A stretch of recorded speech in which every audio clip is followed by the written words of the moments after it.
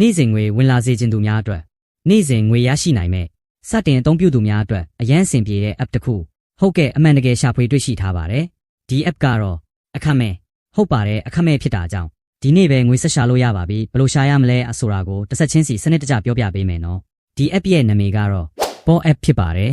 iPhone ပဲဖြစ်ဖြစ် Android ပဲဖြစ်ဖြစ်နှစ်မျိုးစလုံးမှာအသုံးပြုလို့ရပါတယ်ဒီ app က AHA app နဲ့တော်တော်ဆင်တူပေမဲ့နည်းနည်းတော့ကွာခြားချက်တစ်ခုရှိပါတယ်ပထမဆုံးအနေနဲ့တင့်အင်တာနက်ကိုမျှဝေရင်အလိုအလျောက်ဝင်ငွေရပါတယ်ဒါပေမဲ့ဒီတစ်ခုပဲအထူးတာကတင်မျှဝေတဲ့အင်တာနက်အကျယ်ချက်တစ်ခုချင်းအတွက်နှစ်ဆက်ဆင်းရရှိမှာဖြစ်ပြီးတစ်လကို$140အထိရနိုင်တာပါပဲဒါကြောင့်အကောင်းဆုံးချက်ကတော့တင့်ကောင်ထဲမှာ$9လောက်ပဲရှိနေရင်တော့ငွေထုတ်လို့ရနိုင်တယ်ဆိုတာပါပဲတကယ်တမ်းငွေထုတ်ယူနေကြတဲ့သူတွေကလည်းဒီမှာပဲတွေ့နိုင်ပါတယ်$8 $9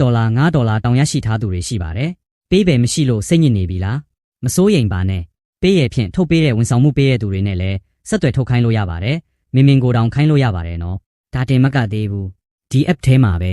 မိကုန်းဖြည့်ခြင်းတွေဂိမ်းကစားခြင်းတွေနဲ့ပို့ပြီးအလွယ်တကူငွေရှာလို့ရတယ်ဥပမာတစ်ခုတင်အသုံးမပြုတဲ့ Wi-Fi ကိုမျှဝေဖို့ဆုံးဖြတ်ပြီးဒီနေ့ကိုမိကုန်းဖြည့်ခြင်း2ခုဂိမ်းတစ်ခုလောက်ကစားမယ်ဆိုရင်ဒီအရာအလုံးကိုလက်တွေ့လုပ်ရုံနဲ့တစ်လကို$200ထိဟုတ်ကဲ့$200ထိ